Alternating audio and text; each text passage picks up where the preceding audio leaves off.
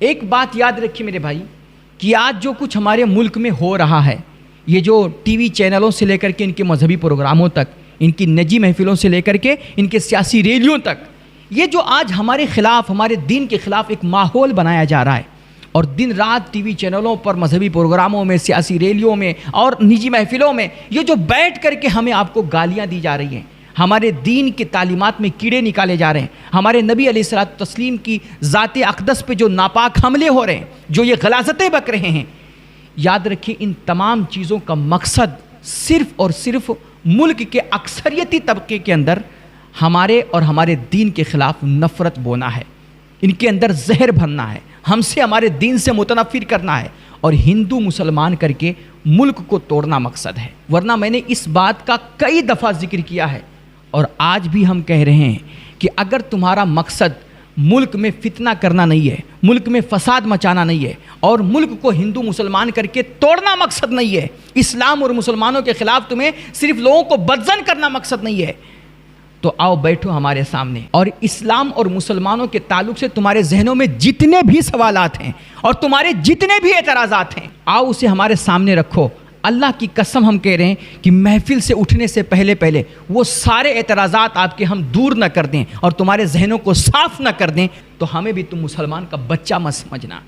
لیکن شرط ہے کہ تمہارے ذہنوں میں اسلام اور مسلمان کے خلاف دشمنی نہ ہو، تمہارے ذہن میں اسلام اور مسلمانوں کے خلاف نفرت نہیں ہونی چاہیے، بدظنی نہیں ہونی چاہیے، بغض اور کینہ نہیں ہونا چاہیے۔ تم اگر سچ مچ اسلام کو سمجھنا چاہتے ہو اور سچ مچ میرے اسلام کی تعلیمات میں تمہیں کوئی گڑبڑی نظر آتی ہے، تمہیں کوئی اس میں اعتراض ہے، تو وہ اعتراض رکھو سامنے انصاف کے ساتھ، ہم وہ تمہارے سارے اعتراضات دور کریں گے۔ لیکن ہمیں معلوم ہے کہ تم ایسا نہیں کرو گے، تم اسلام کو، اسلام کے سمجھنے والے جو اس کے ماہرین ہیں، جو اسلامک اسکالرز ہیں، جو صحیح معنوں میں اسکالرز ہیں،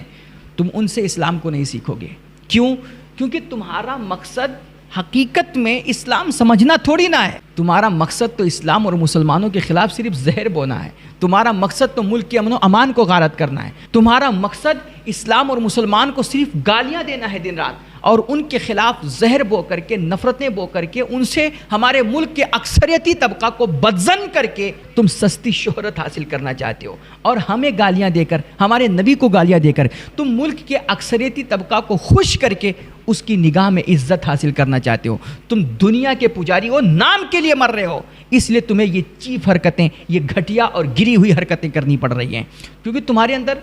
کوئی ایسا کمال نہیں، کوئی ایسا فن نہیں، تمہارے اندر کوئی ایسا ٹیلنٹ نہیں کہ جس کے ذریعے سے تم نام حاصل کر سکو، تم دنیا میں عزت کما سکو۔ اس لیے سب سے آسان طریقہ بچتا ہے کہ اسلام اور مسلمانوں کے خلاف بھوکو اور راتوں رات مشہور ہو جاؤ۔ ورنہ آج تک ہمارے یو پی بہار میں اس خبیث کو کون جانتا تھا؟ ہو سکتا ہے اس کے محلے پڑوس میں جہاں وہ رہتا ہو کوئی جانتا رہا ہو، لیکن ہم لوگ تو نہیں جانتے تھے۔ آج جو اس کو جگہ جگہ ٹی وی چینلوں پہ بلایا جا رہا ہے، اس کو سمانت کیا جا رہا ہے، اس کو جگہ جگہ اس کے اپنے لوگ جو واہ واہی اس کی کر رہے ہیں،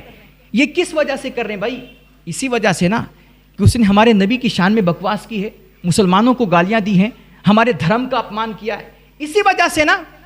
تو یہ تو بڑا آسان سستا سا سودا ہے، لیکن ہم سمجھتے ہیں کہ ایسا انسان بہت بڑا ذہنی مریض ہوتا ہے، وہ کتنی گھٹیا سوچ کا ہے، اور وہ کتنا نیچ آدمی ہے کہ جو اپنے نام کے لیے، تھوڑی سی شہرت کے لیے، اپنی دنیا بنانے کے لیے